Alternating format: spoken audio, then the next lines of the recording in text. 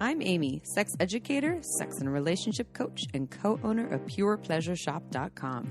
I'm April, VP of the cutting-edge sex toy company Hot Octopus, and I dedicate my life to the business of sex. We are on a mission to teach you how to have hot sex, deep intimacy, and how to make your own rules for who you are as a sexual being. Welcome to the Shameless Sex Revolution.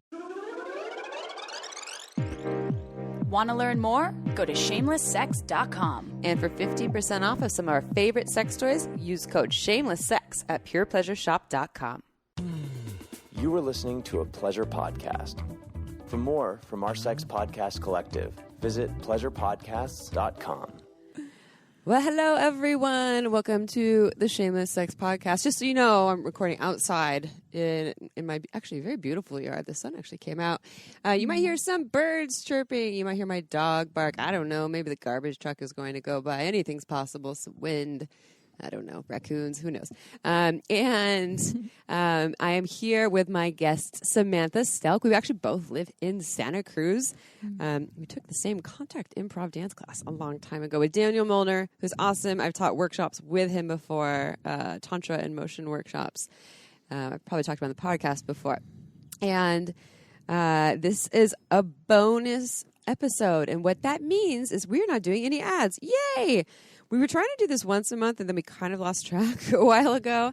We still are offering them on the occasion, and it's our gift to you as the listeners to have an ad-free ad. Some of you complain about ads. You know, you don't like the ads, and we totally get that. It'd be nice if we didn't have to do them, but we do dedicate a lot of time to this, so we do need to make some money. And so we want to do these offerings on the occasion for you all so that you can have, it's a gift from us. So there will be no April today. She's slammed with work. What's new for her job at Hot Octopus. So we will miss her. We love you, April. We are sending you lots of love from our hearts and our yonis. This episode, so Samantha is a pleasure and empowerment coach. So she does sexual empowerment coach. Sorry, pleasure and sexual empowerment coach. Got it right. Okay. And so you do work specifically in the region of how to help people tap into their most empowered, free sexual selves. Because as a bonus episode, I'm not even going to read the bio. We are going to dive in and just let you share a little more about you. So let's start with the same question we always ask all of our guests about how you got to where you are today in this journey of sexuality, whether it's you teaching about sex, but also maybe a little more about your personal journey. And I'm sure we'll dive into more of that later, too. Yeah, so really my own personal life, the things that I've been through, childhood traumas, and also I grew up with this sense of feeling inadequate, unworthy. I know these are very common narratives. And so I wasn't very orgasmic growing up, and I didn't self-pleasure. I didn't really have the inclination or the desire to. And it's not something I really thought about. When I was sexual, I was usually under some kind of substances. I didn't feel comfortable just being on my own, connecting sexually with myself or with another.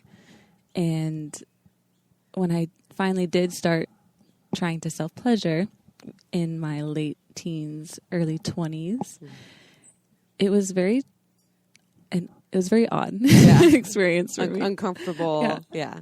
I was very numb. I didn't really feel much, and it was very challenging for me to orgasm. And I felt clueless. I didn't know what I was doing. I didn't know like techniques or things like that. And so over time I knew that there was more. And so I started to do my own research. I found teachers like Psalms Isadora and Layla Martin. And through finding Layla Martin, I just binge watched all of her videos on YouTube. And she actually led me to this center called Hridaya in Mexico, a meditation center. But they also were Tantra based. And so I learned more there. And then eventually I did her 1-year coaching program, the Sex, Love, and Relationship Coaching Program in 2019. So it wasn't until I joined that program, like I could have really superficial clitoral orgasms. With hands or vibrators or... With hands, yeah. I didn't even use... I didn't use toys, really. I do now. I love pleasure wands. And that rumbly vibration. Yeah, I mostly just use a glass dildo still in my hand, but I'm not against vibrators. I just haven't explored them that much. Yeah. And so, but since doing that program, we had to self-pleasure for home plays every day of the week, 5 days a week.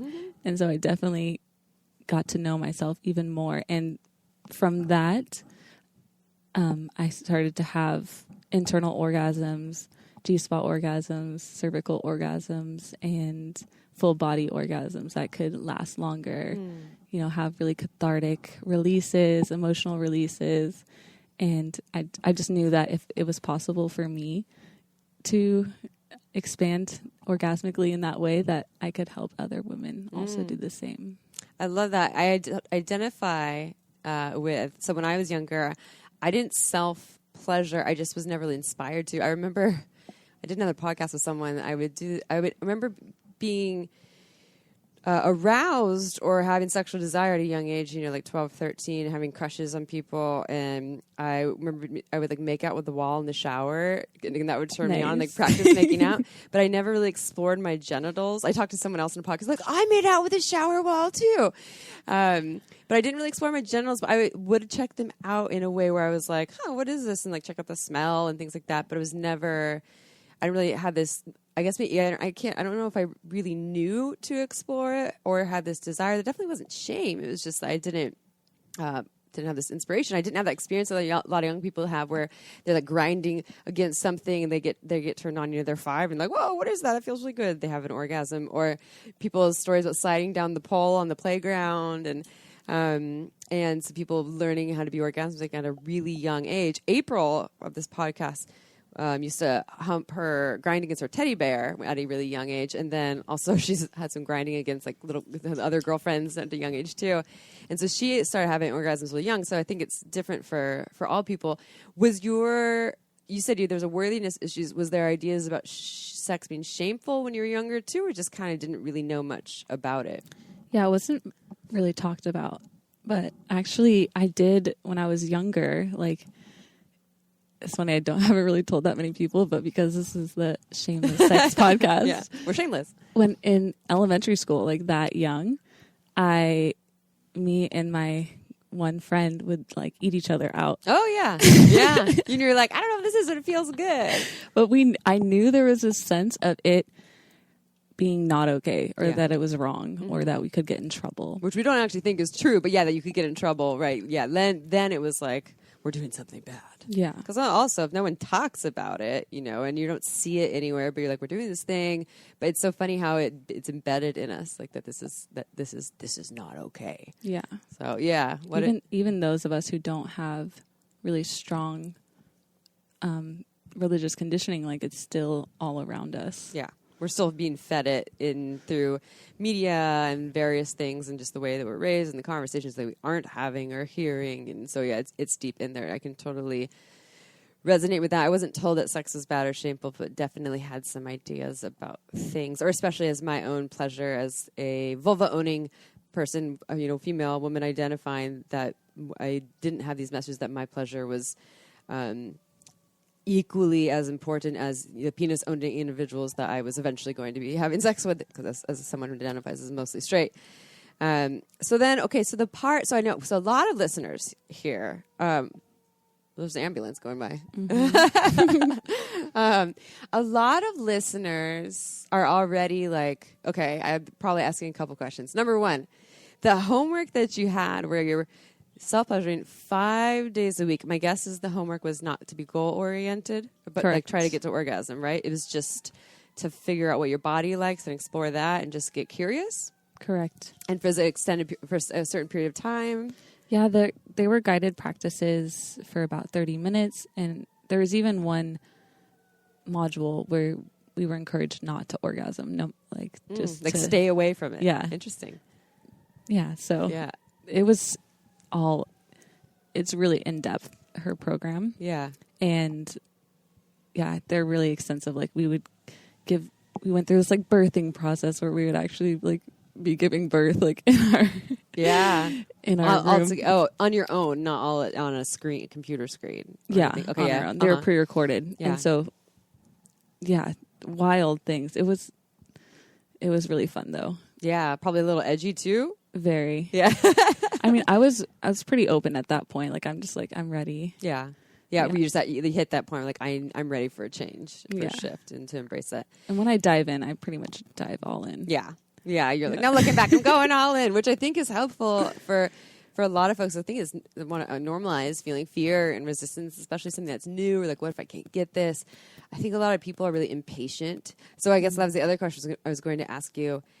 How long did it take you to start seeing shifts and to start being able to have these other, you said before you had kind of more superficial orgasms that are probably more like, 2 seconds of euphoric feeling and maybe some muscle contractions in the pelvic floor, but how long did it take you to learn how to have more internal or full-bodied or G-spot or cervical orgasms?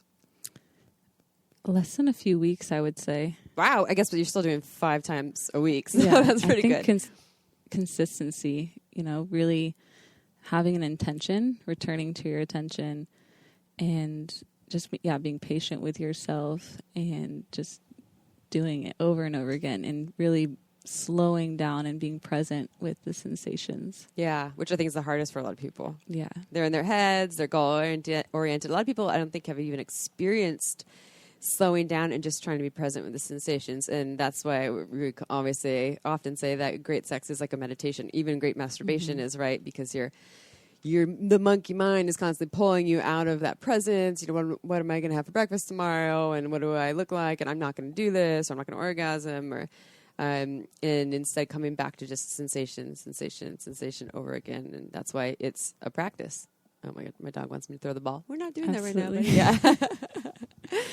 Yeah. But can be really daunting. So what you're saying is a really helpful tip is consistency, just really committing to that, not doing like, I'll do it maybe once or twice this week, like making it more of a regular practice. Yeah, really prioritizing that space and your pleasure time. Mm-hmm. And then getting away from the goals. So it's so curious about that one of actually having the goal to not orgasm. And what happened when you did that? Was that hard? Yeah, definitely. Especially in the beginning. I mean, that can still creep in for me at times. Mm-hmm. And I have to remind myself to return to my breath and to slow down and just be with the present moment. Mm-hmm. But yeah, I have been more yang energy, more just always on the go, going. And so, it's definitely like counterintuitive for me. It was at first. So it took some reconditioning to get there. So yang energy is the more like linear, go doer, and the yin energy is more like flow and presence. And that wasn't really the default for you? Exactly. Totally identify with that. So can April. We're such doers. We're like, all right, I got an appointment now. I got to do this. And I'm going to have an orgasm in 5 minutes. And instead, it's a lot of learning. I, too, have, through a lot of practices of a lot of dedicated time to practice, I've learned so much more about slowing down, and it's a lot easier now for that to be the natural default, but it took a lot of work. And we'll get to this in a little bit with listeners, because you actually offer group work and one-on-one work on how people can support you, because I would imagine, in your case, this work probably would have been really hard for you to do if you didn't have teachers and instructors, right? Like to keep you on track and teach you things. Certainly, yeah. I would have been in the dark for a long time and probably wouldn't have progressed as much as I have. And how has this changed? Okay, well, actually, another question. Did you have a partner while you were doing this work, or were you just on your own? I was single at the time. And do you think that's probably made it easier or harder, or do you think that affects anything? Yeah, it definitely was. It was a weird transition time in my life because I was traveling since like 2012. And then I was living at home for about 5 months. So I even had to like navigate this while like being at home at my parents' house. Self-pleasure for 30 minutes, parents. Yeah. And, but yeah, I've noticed that because I have a partner now, I notice that when I do have a partner, I do self-pleasure less. And so I have to make more time in my life to do that and remind myself.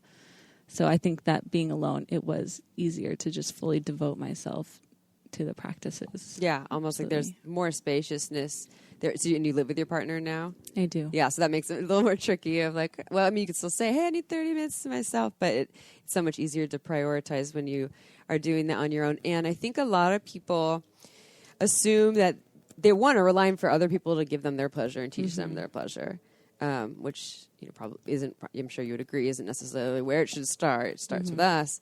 And two, they think that they should do this work when they're in a partnership as opposed to on their own. Like, oh, I'm a single person, so why would I do this? But in fact, it sounds like it almost is an even easier or better opportunity. Not that you can't do it partnered, but will be easier to dedicate and find that time if you are running solo right now. Yeah, there's a few points on this that I would like to speak to. Yeah. Yeah, I think it does start with you, as you said, and you're really building your own personal safety in your body, and you're building the foundation for pleasure, to feel these deep states of orgasmic bliss, because this is it can be very tender for most people. So doing it alone is so important because you're able to feel safe within yourself and in your own body. You're building and you're rewiring neural pathways in your system to feel more pleasure. And I've noticed that it was easier at first for me to have really deep internal orgasms by myself. Yeah. And even prior to starting the program, when I had a partner for a brief period of time, it was almost nearly impossible for me to orgasm with them. Mm-hmm. And so you really need to get to know your own body first before it's more helpful to know your own body first before connecting with another person. Mm-hmm. And you feel more secure within yourself, more confident within yourself, because you have this deep knowing within yourself what you like and what feels good for you, and you're able to communicate that more easily to your partner. Yeah, it's like step one is the self-exploration with you, understanding what your body likes. And then another step is when you want to integrate that into a partnership, then it's also the skill building and knowing how to actually ask for it. Something that's really scary for a lot of people. A lot of people are like, well, I can give myself these orgasms on my own, but when it comes to a partnership, it's so hard. Why is that so hard? Or they have this idea that there's only one way to orgasm. They're broken if they don't have it just from penetrative sex alone. What advice do you have for people who have an understanding of maybe what their body likes and they can explore it in a powerful way on their own, but when it comes to the partnership, that's really challenging to integrate that and almost replicate that in front of or with another person? Yeah, what has worked for me is having these conversations before you're in the bedroom, before you're in those sexual intimate spaces, because there can be a lot of charge around them when you're in it, and it could be harder sometimes, I've noticed, to voice yourself when you're naked. Your naked bodies are with each other. And so, I highly recommend just having these conversations. Hopefully you can, and you feel safe enough to have these conversations with your partner and that they're open enough. And also, sharing your challenges, sharing if you have insecurities or around feeling like you take too long to orgasm. Again, you guys can go in there with a shared intention just to go really slow. That there's no rush, there's no destination, and to just allow that weight off your shoulders and just being present moment to moment. Because again, it's okay if you get in your head, acknowledge it, but then just drop back into the breath, drop back into the sensations. Mm-hmm. Yeah, it's this dance, this back and forth thing. And so even when you're partnered, you're doing that in your own head too. One thing that I've done with partners before, is if I get in my head, I start to get goal oriented or something while we're having sex, I'll actually tell them, I'm really in my head right now. I'll like press pause, and I'm really in my head right now. Can we take a moment so that I can get back in my body? Or maybe there's something that you can do to help me. And like sometimes it's like spanking my ass or something. Like, whoa, okay, I'm in my body now. You know, and that's, I think, helpful to have those conversations with your partners before that you might start doing that. Like, hey, but, you know, here's the journey that I'm on. Are you down to be on this journey with me? This is what it will look like. And here's some things I might start doing as I'm learning about myself, that when I notice myself leaving my body, or, you know, you get all those things, just like so that they're not shocked in the middle of it. All of a sudden you're like, hey, I'm going to press pause. And they're like, what the fuck is pause? So you recommend that too, like sharing all of that and kind of creating this shared intention of how you're going to explore that space as a continuous journey, not just like one session and that's it. Yeah, absolutely. Yeah, it's like can be a lifelong path. Yes. A lot of people think they have that conversation once with a partner or just with themselves. They practice things once and that it's good. And I think with self-pleasuring and with great partnered sex is just this constant practice. You know, sometimes 2 steps forward, 1 step back, hopefully 3 steps forward at times.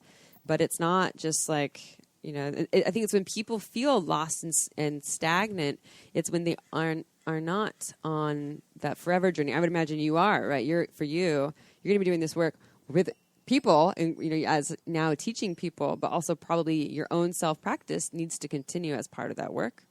Absolutely. It's a continuous unfolding. Yeah. It just continues to happen that way. So then what about, the different, just for orgasms here. So you're talking about the superficial orgasms that you experience more just with your hands. There's less presence there, less understanding of what your body likes and about what the techniques to even try. And then you learn through these trainings, they gave you various ideas of different techniques to try, right? Do you have any? Okay, so obviously we can't do this podcast for 5 million hours, and you have Facebook. I know you have some videos on Facebook and your group work coming up, but do you have any tips for our listeners if they want to start? So we talk about presence, slowness, but if they're like, I don't even know where to move my hands and what to do. Do you have any tips for them on how to just like start to navigate that, to explore? Yeah, absolutely. So, what I love, some practices that I love are eye gazing and pussy gazing, just to really feel yourself and to look at how beautiful you are and look how beautiful your vulva is. I know sometimes that's not always the first reaction, but over time you start to really see what a precious, beautiful being it is. And so you start to develop this intimacy with yourself. And I also really love sensual massage, warming up your entire body. And this is you doing it for yourself. Yes. So eye gazing is you in a mirror. Pussy gazing is you're in a mirror as well. Yes. Okay, cool. And then warm up's letting your hands sensually touch you the way people want a lover to do that, but they're doing it themselves. So you can do this with oil or without, but like light feather touch, or you can play with different pressure, scratching, grabs, whatever you like. And also then I have a lot of breast massage audios guiding you through a breast massage, because your breasts are connected to your heart and your endocrine system, to your hormones. And so by activating your breasts and giving them some love, giving your entire body some love, you're already beginning to open your entire being up to pleasure. And then, so you're doing like not even going for the genitals, right? You're just talking about the whole body. Correct. Before, yeah. Yeah. Most people are like, I'm gonna touch myself for 2 seconds, genitals, like they saw in porn. So you're taking your time. You're not even getting the genitals. Yeah. I didn't really watch a lot of porn growing up, so I think probably a good thing. That was helpful for me. Yeah, I was an empty slate starting out. But yeah, really loving up every inch of your body, and you start to awaken the pleasure in your body and the sensations in your body, and then you can move to your vulva, and just like you would get a body massage, like massaging your inner and outer labia, massaging around the entrance to the vagina, the perineum, which is the muscle between the anus. The taint. Yeah. I'm sure you've talked about that quite a bit. Yeah. And massaging your clitoris, experimenting with different motions, different pressures. It's like you don't circles. even need, yes, sir, you don't even need to know. It's like just letting your hands try all these different things. Yeah. Yeah. So like circles, tapping, kneading. Yeah. Things that, again, you don't see in porn. They're just like, and that's, which again, you didn't really watch a lot of porn, but things that people aren't seeing. Yeah. And they have no idea. Yeah. We're relearning. Mm-hmm. Or some people learning for the first time. Yeah. Exactly. Yeah. And yeah, just taking as long as you need. And that could be a few minutes, a few hours, a few days. Mm-hmm. And then slowly working your way inward. Mm-hmm. And I would recommend using your hands at first, just so that you create that connection between your hands and your body. And yeah, exploring the inside, just moving slowly in, working sometimes in a clockwise position, what they call mapping. Yeah, like vulva mapping? Yeah, vulva mapping on yourself, and just noticing what is arising and holding yourself in love and moving with curiosity and compassion throughout this entire process. And so seeing places there, you know, slowly, here, it's a little numb there, or here, there's some light sensation, or here, a lot of sensation, or here's some pain, and just being compassionate with that, not like fighting it and trying to analyze it, but just being present with it. Yeah, I got a yoni massage when I was in Mexico for the first time by this woman, and it was a very enlightening experience. It was beautiful just to be held in that really sacred space and healing space with that woman. And I learned a lot. I was like, oh, that's interesting. Like, I didn't even know that about my body. Yeah. I've had that. We've done episodes on vulva mapping. I had a yoni massage. It was like almost like a psychedelic journey without drugs or anything like that.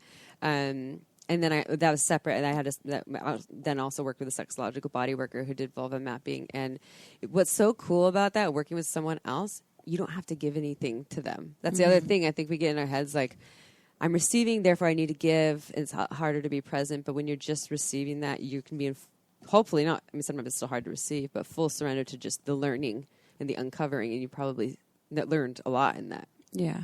Yeah, it's such powerful work. So is this... You're talking about, do you only work with vulva-owning individuals? Yes, at this time. Was that training with Layla just for vulva folks, or was it for all kinds of folks? I believe women identifying folks. Okay. Correct. So folks identify as women. Yes. Do you think that penis-owning individuals who have a hard time having orgasms or having just kind of superficial quick ones and hear about these full-bodied things that have never experienced it, even though you don't work with them, do you think this journey is a similar thing for them if they want to have? Absolutely. Yeah. Probably not a lot of different. I mean, we may have the same parts, they're just put in different places. Right. One's just inward, one's just outward. Yeah, and then there's some in-betweens in there too as well. So with intersex folks, et cetera. So for the penis owners listening right now, you can do this too, or yes, you can. Yeah, and a lot of them are like, why would I want to do that? You know, like I just do my quick strokes and I have my orgasm, it's good. And so here's my other question for you. But it could be so much better. Exactly, I was going to ask you, how has this changed your life? Both we can understand with sex, you're having more everything. But have you seen this shift your life even outside of sex too, by becoming more orgasmic and sensual and in your body? Yeah, I feel more free, more because the sexuality is deeply connected to the throat. My voice and my singing has gotten a lot better and more fluid, and I just feel happier.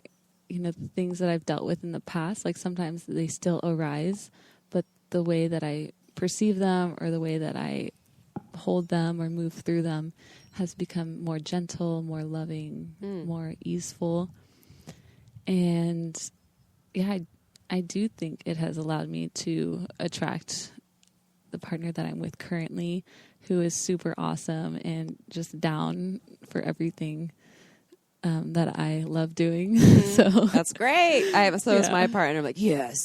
They're just so excited for just my pleasure in general. But it's so you're saying through the work, you're finally able to really call in someone to meet you there. Had you not done that, it might have not been the case. Absolutely. Mm-hmm. Yeah, I believe in that. I like laws of attraction and manifestation, and I think for some of our listeners, like woo woo la la, and but I do.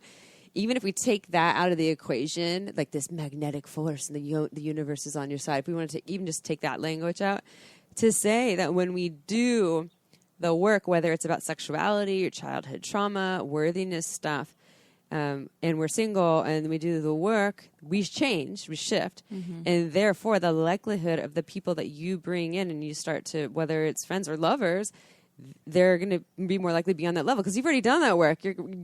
Some people will still kind of revert to old ways of being and choose the people that remind them of their trauma and things like that. But for the most part, it only makes it so that you are able to be more met by people that are at your, you want to say level because it sounds like a hierarchy, but at the place that you are now in. Yeah. Yeah. It's a physical and energetic resonance on the people that you're calling in because you've been doing that work. You've been stepping into your power in that way.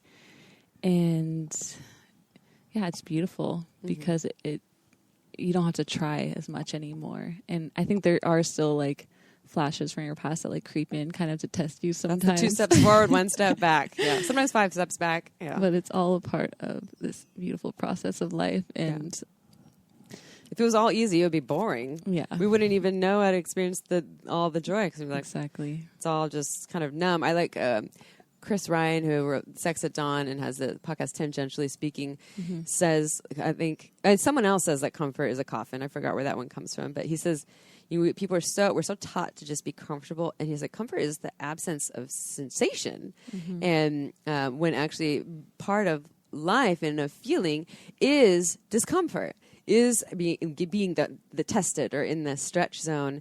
And I think with sexuality, it can be the most testing and the most uncomfortable for people, especially based on past wounding and hurt and all those things too. And so for folks listening, if you're one of those, it's really uncomfortable to be sexual with myself, with other people, know that, that can change. That can shift, and that part of that is practice and this dedication that you're talking about. Yeah, it certainly gets easier over time, and it helps you lean into the discomfort more. Yeah, totally. And I felt that I was so into just being comfortable all the time, which I still like comfort. Not to say that you shouldn't be there. I mean, we need that for safety and relaxation.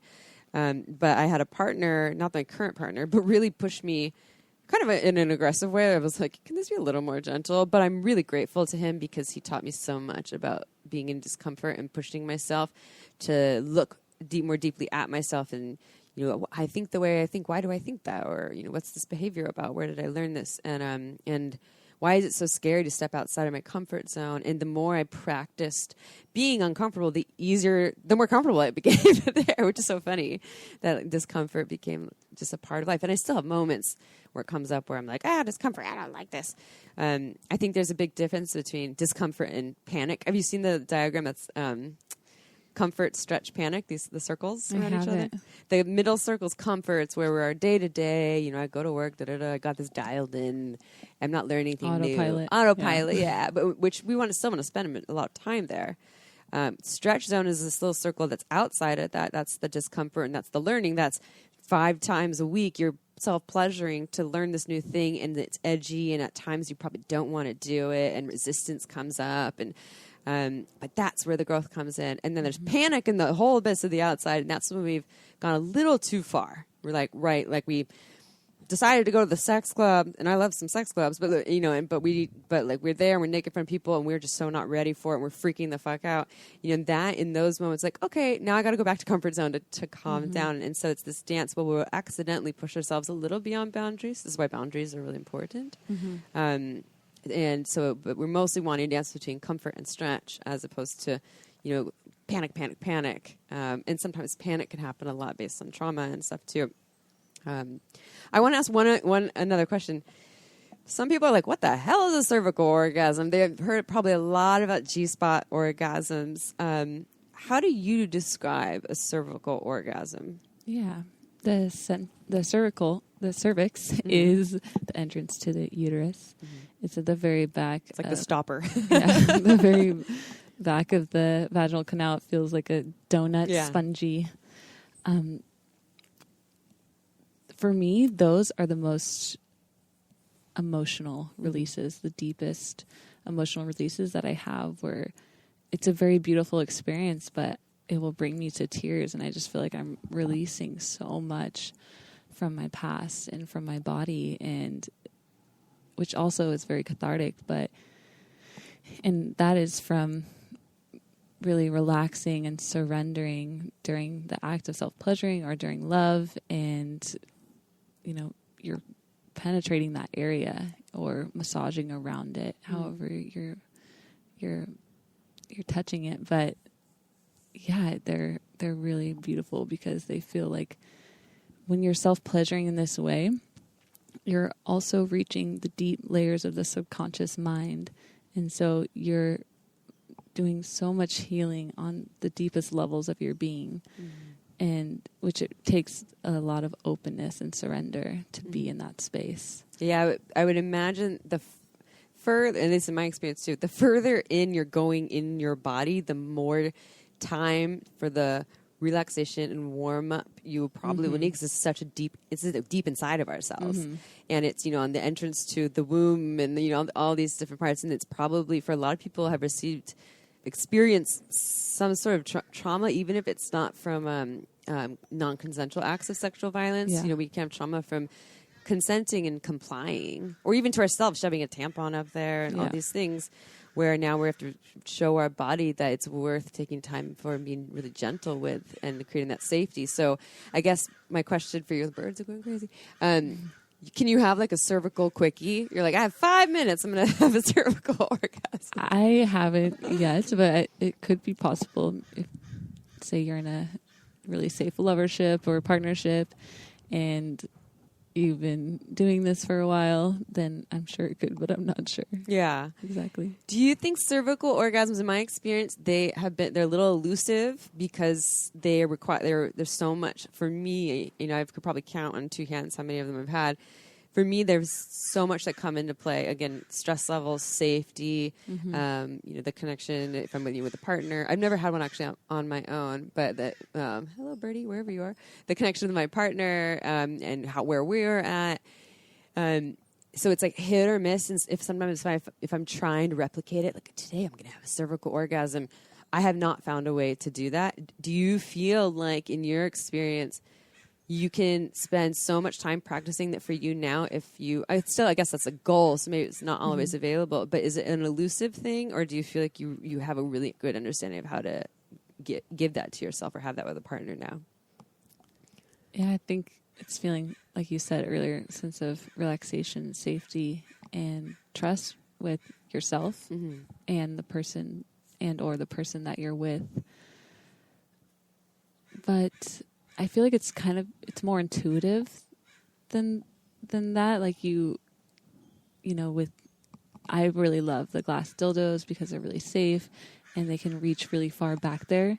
So, you know, I can tell, like, if I'm moving it and massaging my cervix with it, and then if I pull it up and stimulate my G-spot with it, like, I can feel a difference between the two. So I can, depending on where I position it, it feels different. It feels noticeably different between. But it took you to practice to understand that. Yeah. And then the presence part too. Yeah. Where are these birds, man? They are so funny. They're everywhere. They're all, it's a very nice day. They're like, woohoo, cervical orgasms and pleasure. They're cheering us on. We've done podcasts on cervical orgasms before. I think a lot of people have asked questions about that. I'm not going to name any names. It's definitely not Layla Martin, but there is a sex educator that has made some comments that, which I have my minor triggers about, that this clitoral orgasm is the inferior orgasm, and this cervical orgasm is the superior one. Like, it's the creme de la creme, and if you're not giving that to your partner, you need to learn how to do so, and that is what creates and I do. There's one thing I do agree with. It's like the more we learn about our body and and then if we're open to having those deeper, full-bodied experiences that are intimate and can bring you to tears, and there's cathartic releases of deep emotion. Yes, I agree that path is more powerful than maybe not exploring that. But I don't agree with shaming people out of it's hard for you to do it, you can't do it, you don't even want to do that work, and you want to just have orgasms this one way. Would you agree with that? Like there's not one way that works for everyone, and there's nothing wrong with people if they can't or don't want to or have struggle with having orgasms in all these other ways too. Yeah, I do. I agree with you. Mm-hmm. I don't, every body and everybody is different, and we're all in a different place along our path in this realm. And so it's all beautiful. Like even still, I need to massage my clitoris while penetration to orgasm, even with G-spot or cervical. So those people that are asking, yeah, how do I have orgasms penetration? Like, well, we do know that the clitoris has the most nerve endings, so add that too, and don't be afraid. Yeah, and I've had partners before that maybe felt uncomfortable with me massaging. That their penis should do it all. Yeah. Or their fingers or whatever they're doing. It's just not true. And so it's really beautiful if that's what you need, then just you're learning what your own body needs. And that's what's really important. I've seen diagrams of different genitals and how some people have a ton of nerve endings internally and others people don't. And most vulva owners have more externally, as we know, but some people just have more internally in different places than other folks. And I don't know why we wouldn't assume that. Because we're all so different. So just like some people, their nipples are extra sensitive and some people they're not. And I know that we can learn to sensitize things, but why wouldn't we think that our nerve structures are different in each and every one? And then also you add the mental component. So it's just so, like you said, where it's a relearning. For a lot of people, it's a brand new path, but it's a really, really powerful one. And I'm so glad you're doing the work that you do. So now I want to know more about the work that you do. So this is releasing, I think, January 15th of 2021. Happy New Year, everyone. And so what you're going to talk about is a program that you have coming up, I think, in February. But for our listeners who listen later, you'll be doing other releases of group work. You do one-on-one stuff. But tell us about what that program is like. Yeah, so I have a 12-week program coming up, Sensual Metamorphosis. It's starting February 1st. The container is open to 10 more women, and this program is really to help you access greater states of pleasure and thus arouse limitless self-love. It's all online. Yes, it's all online. It's 12 weeks, and there's 6 modules, so each module is 2 weeks. And within that 2 weeks, there is pre-recorded audios that I send you around meditation, breath work, self-pleasuring, and as well you get a one-on-one coaching session with me, and there's also 6 group coaching sessions where we do a live embodiment call and a heart circle with the other women in the program, because I truly believe when we're being witnessed through our journey and through this really vulnerable process, that's where it's even more integrating further into our bodies. That's super.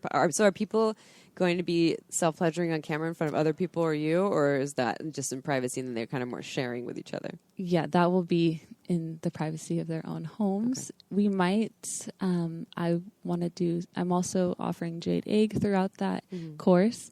And even if in the embodiment calls, if the women want to turn off their camera, that's whatever they feel comfortable with. Yeah, they can do that. There. But I am thinking of having a live Jade Egg as well. That's awesome.